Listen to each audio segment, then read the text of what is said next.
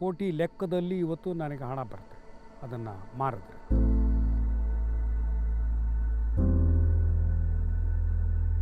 $150 $180 $200 ಕಾಯಿನವರೆಗೂ ಇದೆ ತೆಂಗಿನ ಇಳುವರಿ. ಅದರ ತೂಕ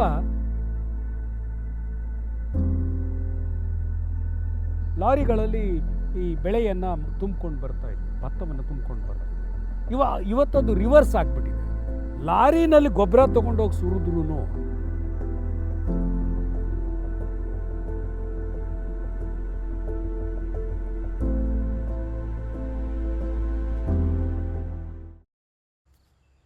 ನಾನು ಶಿವನಂಜಯ ಬಾಳೆಕಾಯಿ.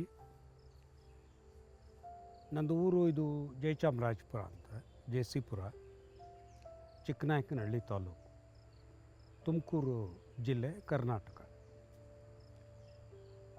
ನಾನು ಮೂಲಭೂತವಾಗಿ ಕೃಷಿ ಕುಟುಂಬದಿಂದ ಬಂದಂಥವನು. MA ಓದಿಕೊಂಡು ಪ್ರೊಫೆಸರ್ ಆಗಿ ಕೆಲಸ ಮಾಡಿದ್ದೇನೆ. ಈಗ ರಿಟೈರ್ ಆಗಿದ್ದೇನೆ. ಕೃಷಿ ಅಂದರೆ ನನಗೆ ಒಂದು ಹುಚ್ಚು. ಕೃಷಿ ಮಾಡೋದು ಅಂದರೆ ನನಗೆ ಭಾಳ ಖುಷಿಯ ವಿಚಾರ. ಹೀಗಾಗಿ 40 ವರ್ಷಗಳಿಂದ ನಾನು ಸಹಜ ಕೃಷಿಯನ್ನು ಮಾಡ್ತಿದ್ದೇನೆ. ಪ್ರಕೃತಿಗೆ ಹೊಂದಿಕೊಂಡಂತಹ ಮಾರಕವಲ್ಲದ ಜೀವಪರವಾದ ಕೃಷಿ ಇದು. ಜೀವಪರವಾಗಿರ್ತಕ್ಕಂಥದ್ದು. ಇಡೀ ಸಕಲ ಜೀವಿಗಳು ಒಟ್ಟಿಗೆ ಬದುಕಬೇಕು ಅನ್ನುವ ಒಂದು ಉದಾತ್ತ ಚಿಂತನೆಯನ್ನು ಒಳಗೊಂಡಂಥ ಕೃಷಿ ಸಹಜ ಕೃಷಿ. ಮಣ್ಣು ನಿಜವಾಗೂ ಅದು ಬದುಕು. ಪ್ರತಿ ಜೀವಿ ಮಣ್ಣಿನಲ್ಲೇ ಹುಟ್ಟಬೇಕದು. ಮಣ್ಣು ಅನ್ನೋದು ಖಾಲಿ ಮಣ್ಣಲ್ಲ, ಅದಂತೂ ಜೀವಂತ ಒಂದು ಕೊಡುಗೆ, ಪ್ರಕೃತಿಯ ಕೊಡುಗೆ ಅದು.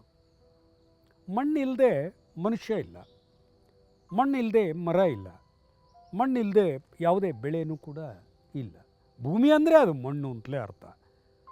ನಾವೆಲ್ಲ ಮಣ್ಣಿನಿಂದ ಹುಟ್ಟುತ್ತೇವೆ. ಇಡೀ ಜೀವ ಹುಟ್ಟಿರೋದೇ ಮಣ್ಣಿನಲ್ಲಿ, ನೀರಿನಲ್ಲಿ ನಿಜ, ಆದರೆ ಅಲ್ಲಿ ನೀರಿರೋದು ಆ ಮಣ್ಣಿನಲ್ಲೇ. ಹಾಗಾಗಿ ಮಣ್ಣು ಭಾಳ ಮುಖ್ಯವಾದಂಥ ಒಂದು ಘಟಕ. ಈ ಬದುಕಿಗೆ, ಜೀವಕ್ಕೆ ಮಣ್ಣೇ ಮೂಲ.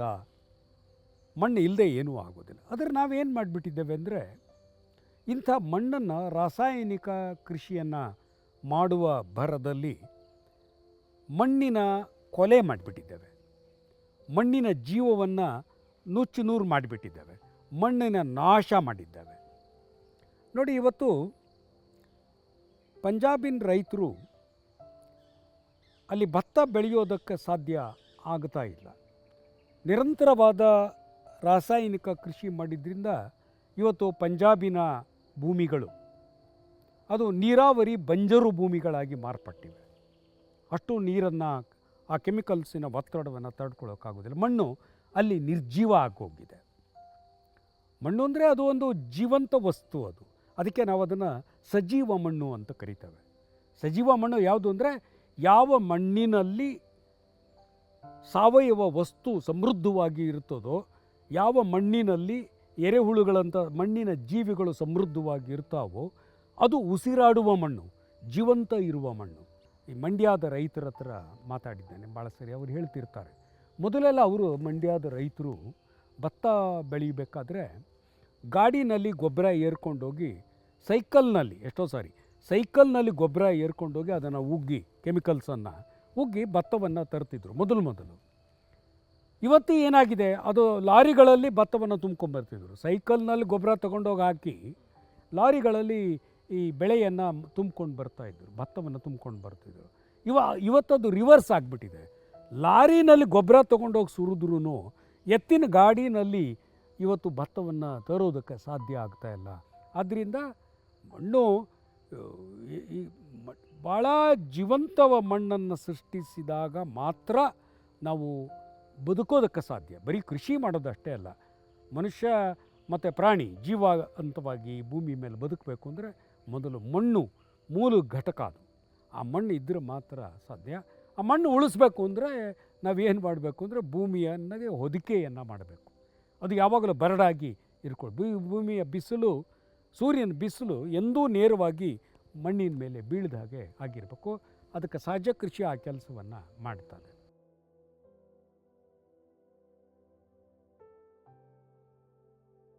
ಎರಡು ಎಕರೆನಲ್ಲಿ 100 ತೆಂಗಿದೆ, 900 ಅಡಿಕೆ ಇದೆ, ಇದರೊಳಗಡೆ ಒಂದು 600 ಪೆಪ್ಪರ್ ಇದೆ, 500ರಿಂದ 600 ಇದೆ, 550 600 ಪೆಪ್ಪರ್ ಇದೆ, ಒಂದು 20 ಇದರಲ್ಲಿ ಒಟ್ಟಾರೆ ಹಣ್ಣಿನ ಗಿಡಗಳು ಅದು ಇದು ಸೇರಿ ಒಂದು 2500 ಗಿಡಗಳಿವೆ. ಅಲ್ಲಿ ಸಪೋಟ ಇದೆ, ಇಲ್ಲಿ ಸೀಬೆ ಇದೆ, ಅಲ್ಲಿ ನಿಂಬೆ ಇದೆ ಒಂದು ಕಡೆ, ಇನ್ನೊಂದು ಕಡೆಗೆ ಎಳ್ಳಿ ಇದೆ, ಎಳ್ಳಿ ಗಿಡಗಳಿವೆ.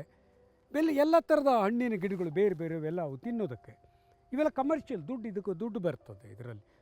ರಾಂಬೋಟ ಇದೆ, ಆಮೇಲೆ ಇದರ ಗಿಡ ಇದೆ, ಅದು ಈ ಪತ್ರೆ ಗಿಡ ಇದೆ, ಜಾಕಾಯಿ ಗಿಡ ಇದೆ, ಇದರೊಳಗಡೆ ವೆನಿಲ್ಲಾ ಇದೆ, ವೆನಿಲಾ ಗಿಡನೂ ಕೂಡ ಇದೆ, ಏಲಕ್ಕಿ ಗಿಡ ಇದೆ ಇಲ್ಲಿ.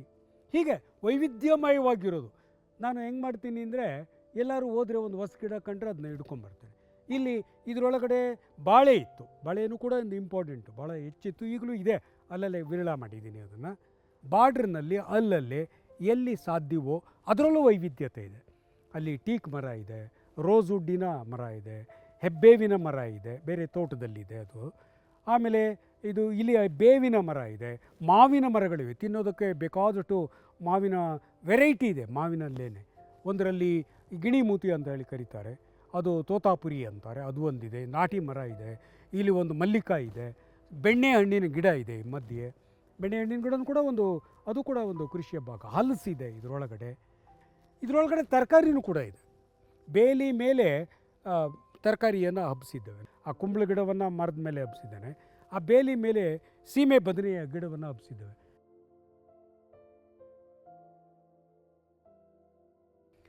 ಈ ಮರಗಳು ಇರೋದರಿಂದ ನೋಡಿ, ನಾನು ಯಾವಾಗಲೂ ಈ ಮರವನ್ನು ಏನಂತ ಕರಿತೇನೆ ಅಂದರೆ ಇನ್ಶೂರೆನ್ಸ್ ಅಂತ ಕರಿತೇನೆ. ರೈತನಿಗೆ ಇನ್ಶೂರೆನ್ಸ್ ಮಾಡೋಕ್ಕೆ ದುಡ್ಡು ಇರೋದಿಲ್ಲ, ಪರವಾಗಿಲ್ಲ, ದುಡ್ಡು ಇಲ್ದರೂ ಪರವಾಗಿಲ್ಲ, ಒಂದು ಮರವನ್ನು ನೆಡಿ.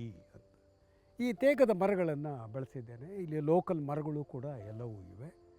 ಈ ಮರ ಬೆಳೆಸೋದ್ರಿಂದ ಏನು ಲಾಭ ಆಗ್ತಾ ಇದೆ ಅಂತ ಹೇಳಿದ್ರೆ, ಒಂದು, ಸೂರ್ಯ ಭಾಳ ಬಿಸಿಲು ಮತ್ತು ಮಳೆಯಿಂದ, ಗಾಳಿಯಿಂದ ತೋಟದ ತಲೆಯನ್ನು ಕಾಯ್ತಾ ಇದೆ, ತೋಟಕ್ಕೆ ತಂಪನ್ನು ಕೊಡ್ತಾ ಇದೆ. ಮತ್ತು ಎಲ್ಲವೂ ಮರಗಳನ್ನು ಬೆಳೆದಿರೋದ್ರಿಂದ ತೋಟ ತಂಪಾಗಿದೆ, ಮತ್ತು ಅದರಿಂದ ಹಣ ಬರ್ತದೆ. ನಾಳೆ ಒಂದು ದಿವಸ ಇಡಿಯಾಗಿ ಗಂಟಿನಲ್ಲಿ ದುಡ್ಡು ಸಿಗುತ್ತದೆ. ನನ್ನ ಹತ್ರ ಈಗಾಗಲೇ ಸುಮಾರು 200 ತೇಗದ ಮರಗಳಿವೆ, 30 ವರ್ಷಗಳದ್ದು. ಕೋಟಿ ಲೆಕ್ಕದಲ್ಲಿ ಇವತ್ತು ನನಗೆ ಹಣ ಬರ್ತದೆ ಅದನ್ನು ಮಾರಿದ್ರೆ.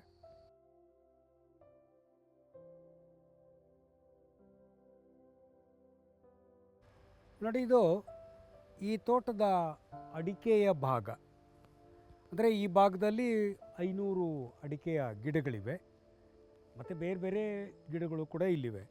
ಇದು ಹೊದಿಕೆ, ಇದು ನೆಲ ಹೊದಿಕೆ ಅಂತ ಕರೀತಾರೆ. ಈ ಹೊದಿಕೆ ಸಹಜ ಕೃಷಿಯ ಆತ್ಮ. ಇಲ್ಲಿ ಗೆಣಸನ್ನು ಹೊದಿಕೆಯಾಗಿ ಬೆಳೆದಿದ್ದೇವೆ. ಇದು ತಿನ್ನುವ ಗೆಣಸು, ಇದು ಸ್ವೀಟ್ ಪೊಟೆಟೊ ಅಂತಾರಲ್ಲ, ಇದು ತಿನ್ನೋ ಗೆಣಸಿದು. ಈಗ ಇದನ್ನು ಉದ್ದೇಶಪೂರ್ವಕವಾಗಿ ಬೆಳೆಯಲಾಗಿದೆ. ಇದರದ್ದು ಲಾಭ ಏನೇನು ಅಂತ ಕೇಳಿದ್ರೆ, ಇದು ಕಳೆಯನ್ನು ನಿಯಂತ್ರಣ ಮಾಡುತ್ತೆ. ಅಂದರೆ ಬೇರೆ ಕಳೆಗಳು ಬೆಳೀದ ಹಾಗೆ ಇದು ನೋಡಿಕೊಳ್ಳುತ್ತೆ, ಮತ್ತು ನೀರನ್ನು ಇಂಗಿಸುತ್ತೆ. ಇದರೊಳಗಡೆ ಇರೋ ತೇವಾಂಶ, ನಾವೇನು ಭೂಮಿಯ ಮಣ್ಣಿನ ತೇವಾಂಶವನ್ನು ಕಾಪಾಡ್ತದೆ. ಒಂದು ಹೊದಿಕೆ ಬೆಳೆಯನ್ನು ಬೆಳೆದ್ರೆ ಇದನ್ನು ಹೊದಿಕೆ ಬೆಳೆ ಅಂತ ಕರೀತಾರೆ. ಸೊ ಇದನ್ನು ಹೀಗೆ ಮಾಡೋದರಿಂದ ತೇವಾಂಶ ಭಾಳ ದಿವಸ ಭೂಮಿನಲ್ಲಿ ಮಣ್ಣಲ್ಲಿ ಉಳ್ಕೊಳ್ತದೆ, ಕಳೆಗಳು ನಿಯಂತ್ರಣದಲ್ಲಿ ಇರ್ತವೆ. ಮತ್ತು ಇದನ್ನು ಕತ್ತರಿಸ್ತೇವೆ, ಯಾವಾಗ ಅಗತ್ಯ ಇದ್ದಾಗ ಇದನ್ನು ಕತ್ತರಿಸ್ತೇವೆ. ಹೀಗೆ ಕತ್ತರಿಸಿದಾಗ ಅದು ಗೊಬ್ಬರ ಆಗಿ ಪರಿವರ್ತನೆ ಆಗುತ್ತೆ. ಅಂದರೆ ಸಾವಯವ ಹೊದಿಕೆ, ಸಾವಯವ ಉಳಿಕೆ ಮಣ್ಣಿಗೆ ಸೇರಿಕೊಳ್ತದೆ, ಮಣ್ಣು ಫಲವತ್ತಾಗ್ತದೆ. ಅಂದರೆ ಒಂದು ಜೀವಂತ ಮಣ್ಣನ್ನು ಸೃಷ್ಟಿಸೋದು ಹೇಗೆ ಅಂತ ಹೇಳಿದ್ರೆ, ಅಲ್ಲಿ ಈ ರೀತಿ ಹೊದಿಕೆಯನ್ನು ಬೆಳೀತಕ್ಕಂಥದ್ದು. ಮತ್ತು ಇಲ್ಲಿ ಮೈಕ್ರೋ ಆರ್ಗ್ಯಾನಿಸಮ್ ಆ್ಯಕ್ಟಿವಿಟಿ, ಏನು ಸೂಕ್ಷ್ಮಾಣು ಜೀವಿಗಳಿವೆ ಅವುಗಳ ಆ್ಯಕ್ಟಿವಿಟಿ ಇಂಥ ಮಣ್ಣಲ್ಲಿ ತುಂಬ ಚೆನ್ನಾಗಿರ್ತದೆ. ಮತ್ತು ಇಲ್ಲಿ ಮಣ್ಣಿನ ಜೀವಿಗಳು, ಎರೆಹುಳುವಿನಂಥ ಜೀವಿಗಳು ಏನಿವೆ ಅವೆಲ್ಲವೂ ಕೂಡ ಅದ್ಭುತವಾಗಿ ಇರೋದಕ್ಕೆ ಸಾಧ್ಯ ಆಗುತ್ತೆ. ಒಂದು ಎರೆಹುಳು ವಿಷವನ್ನು ಹಾಕದೇ ಇರೋ ಭೂಮಿನಲ್ಲಿ ಒಂದು ಪೂರ್ಣ ಪ್ರಮಾಣದಲ್ಲಿ ಎರೆಹುಳುಗಳು ಇದ್ದರೆ ಅದು ಒಂದು ವರ್ಷದಲ್ಲಿ 36,000 ಟನ್ ಮಣ್ಣನ್ನು ಮಗುಚಿ ಹಾಕುತ್ತೆ, ತಿರುಗಿಸಿ ಹಾಕುತ್ತೆ. ಇದು ವಿಜ್ಞಾನ. ಮತ್ತು ಒಂದು ಎರೆಹುಳು ಒಂದು ರಾತ್ರಿನಲ್ಲಿ 6 ರಿಂದ 8 ಅಡಿ ಆಳದವರೆಗೆ ಹೋಲನ್ನು ಮಾಡ್ಕೊಂಡು ಹೋಗುತ್ತೆ. ಅಂಥ 16 ಹೋಲುಗಳನ್ನು ಒಂದು ಎರೆಹುಳು ಮಾಡುತ್ತೆ. ಅದಕ್ಕೆ ಅದನ್ನು ನಿಸರ್ಗದ ನೇಗಿಲು ಅಂತ ಕರೆದರು.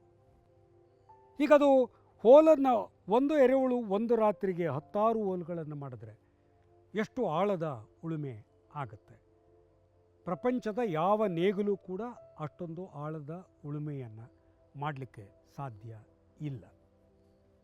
ಮತ್ತು ಅದರ ಉಳುಮೆ ಹೆಂಗಿರುತ್ತೆ? ಭಾಳ ಹಗುರಾದ ಉಳುಮೆ ಆಗಿರುತ್ತೆ. ಅದು ಮಣ್ಣನ್ನು ತಿಂದುಕೊಳ್ತಾ ಒಳಗಡೆ ಹೋಗುತ್ತೆ, ಹಿಕ್ಕೆಯನ್ನು ಹಾಕ್ತಾ ಇರುತ್ತೆ ಹೊರಗಡೆಗೆ. ಅದರ ಮಣ್ಣು ಆಚೆ ಕಡೆ ಬೀಳ್ತಿರುತ್ತೆ, ಆ ಮಣ್ಣು ಸಮೃದ್ಧ ಆಗುತ್ತೆ ಅವಾಗ.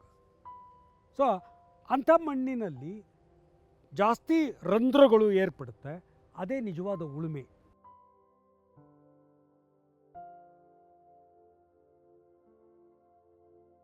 ಇದು ಫುಕೋಕನ ಸಹಜ ಕೃಷಿಯ ತತ್ವಗಳು.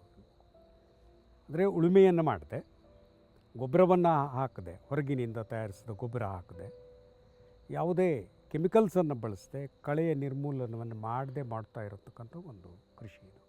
ಹಾಗಾಗಿ ಬಹು ಬೆಳೆಗಳನ್ನು ಮರಾಧಾರಿತವಾಗಿ ಅದನ್ನು ಇಟ್ಟುಕೊಂಡು ಬೆಳೀತಕ್ಕಂಥದ್ದು ಹೆಚ್ಚು ಲಾಭದಾಯಕವಾದ ಕೃಷಿ. ಮತ್ತು ನಾವು ಎಲ್ಲ ನೈಸರ್ಗಿಕ ಸಂಪನ್ಮೂಲಗಳನ್ನು ಬಳಸ್ಕೊಳ್ಳೋಕ್ಕಾಗತ್ತೆ. ಅಂದರೆ ಮಣ್ಣು, ನೀರು, ಬಿಸಿಲು, ಹೀಗೆ ಎಲ್ಲವನ್ನು ದುಡಿಸ್ಕೋಬೇಕು ನಾವು. ಆಗ ಮಾತ್ರ ನಾವು ಹೆಚ್ಚು ಆಹಾರವನ್ನು ಉತ್ಪಾದನೆ ಮಾಡಲಿಕ್ಕೆ ಆಗುತ್ತೆ ಅನ್ನೋದು ನನ್ನ ಬೇಸಿಕ್ ತತ್ವ. ಅದರದ್ದು ನಮಗೆ ಒಂದು ನಮ್ಮ ರೈತರಲ್ಲಿ ಒಂದು ತಪ್ಪು ತಿಳುವಳಿಕೆ ಇದೆ. ನಿಮ್ಮ ತೋಟಗಳಲ್ಲಿ ಬೇರೆ ಬೆಳೆಗಳನ್ನು, ಮರಗಳನ್ನು ನೆಟ್ಕೊಳ್ಳಿ ಅಂದರೆ, ಇಲ್ಲ ನನ್ನ ತೋಟದ ಇಳುವರಿ ಕಡಿಮೆ ಆಗಿಬಿಡುತ್ತೆ, ತೋಟದಲ್ಲಿ ನೆರಳು ಹೆಚ್ಚಾಗಿಬಿಡ್ತದೆ, ಮಣ್ಣು ಹಾಳಾಗಿಬಿಡ್ತದೆ, ನನ್ನ ಆದಾಯ ಕಡಿಮೆ ಆಗುತ್ತೆ ಅನ್ನುವ ಭ್ರಮೆಯಲ್ಲಿದ್ದಾರೆ. ಅದು ಅವರ ತಪ್ಪು ತಿಳುವಳಿಕೆ ರೈತರದ್ದು. ಹಂಗೆ ತಿಳ್ಕೊಳ್ಳೋದು ತಪ್ಪು. ಒಂದು ತೆಂಗಿನ ತೋಟ ಇದೆ ಅಂದರೆ ನಮ್ಮಲ್ಲಿ ಸಾಮಾನ್ಯವಾಗಿ ತೆಂಗಿನ ಗಿಡಗಳನ್ನು ಒಂದು ಎಕರೆಗೆ 40 ನೆಡ್ತೇವೆ. 30 ಅಡಿ ಅಂತರದಲ್ಲಿ ನೆಡ್ತಾರೆ. ತೆಂಗಿನ ಗಿಡದಿಂದ ಗಿಡಕ್ಕೆ, ಸಾಲಿನಿಂದ ಸಾಲಿಗೆ 30 ಅಡಿ ಅಂತರ ಇರುತ್ತೆ. ಒಂದು ಎಕರೆಗೆ 40 ಗಿಡ ಇರುತ್ತೆ. ಹಂಗೆ ನೆಟ್ಟಾಗ 40 ಗಿಡ ಇದ್ದರೆ ಅಲ್ಲಿ ಬೇಕಾದಷ್ಟು ಭೂಮಿ ಲಭ್ಯ ಇರುತ್ತೆ ಬೆಳೆಯೋದಕ್ಕೆ, ಬೇಕಾದಷ್ಟು ವೈಜ್ಞಾನಿಕವಾಗಿ ಬೇಕಾದಷ್ಟು ಬೆಳಕು ಅಲ್ಲಿ ಇರುತ್ತೆ. ಒಂದು ಎಕರೆನಲ್ಲಿ 40 ಗಿಡ ತೆಂಗಿನ ಗಿಡ ಇದ್ದರೆ ಅಲ್ಲಿ ಬೆಳಕು ಎಷ್ಟು ಬಳಕೆ ಆಗ್ತಿರುತ್ತೆ ಅಂತಂದರೆ, ಕೇವಲ 60% ಲೈಟನ್ನು ಮಾತ್ರ ತೆಂಗಿನ ಗಿಡಗಳು ಬಳಸ್ಕೊಳ್ತವೆ. ಅದರ ಕೆನಾಪಿಯನ್ನು ಬಳಸಿ. ಒಳ್ಳೆಯ ತೋಟ ಅಂದರೂ 30 ಅಡಿ ಉದ್ದದ ಗರಿ ಇರುತ್ತೆ ಅಷ್ಟೇ, ಅದರ ಮೇಲೆ ಏನದು ಹೋಗೋಕ್ಕೆ ಸಾಧ್ಯ ಇಲ್ಲ. 60% ಬೆಳಕು ಬಳಕೆ ಆಗುತ್ತೆ. ಅಂದರೆ ಬೇರೆ ಬೆಳೆ ಬೆಳೆಯೋದಕ್ಕೆ 40% ಬೆಳಕು ಅಲ್ಲಿ ಇರುತ್ತೆ. ಇನ್ನು ರೂಟ್ ಝೋನ್ ಲೆಕ್ಕದಲ್ಲಿ ತಗೊಂಡ್ರೆ, ನಾವು ಕ್ಯಾಲ್ಕುಲೇಟ್ ಮಾಡಿಕೊಂಡ್ರೆ, ಒಂದು ತೆಂಗಿನ ಬೇರು 6 ಅಡಿ ದೂರ ಮಾತ್ರ ಅದರ ಇರ್ತಕ್ಕಂಥದ್ದು, ಅದ್ರ ಹೋಗ್ತಕ್ಕಂಥ ರೇಡಿಯಲ್ ಡಿಸ್ಟೆನ್ಸ್ 6 ಅಡಿ ಹೋಗುತ್ತೆ ಸುತ್ತ. ಮತ್ತು 4 ಅಡಿ ಆಳದವರೆಗೂ ಮಾತ್ರ ಹೋಗುತ್ತೆ. 6 ಅಡಿ ಲ್ಯಾಟ್ರಲ್ ಹೋಗಿರುತ್ತೆ, ಆಳ ಅದರದ್ದು 4 ಅಡಿ ಹೋಗಿರುತ್ತೆ. ಅಂದರೆ 90% of root zone is confined to that area. The rest of the area ಅಂದರೆ ಕಾಲಭಾಗ ಮಾತ್ರ, ಒಂದು 40 ಗಿಡ ಇದ್ದರೆ ಆ ಭೂಮಿಯ ಕಾಲಭಾಗ ಮಾತ್ರ ಬಳಕೆ ಆಗ್ತಿರುತ್ತೆ ಮಣ್ಣಿಂದು. ಇನ್ನು ಮುಕ್ಕಾಲು ಭಾಗ ಮಣ್ಣು ಖಾಲಿ ಇರುತ್ತೆ.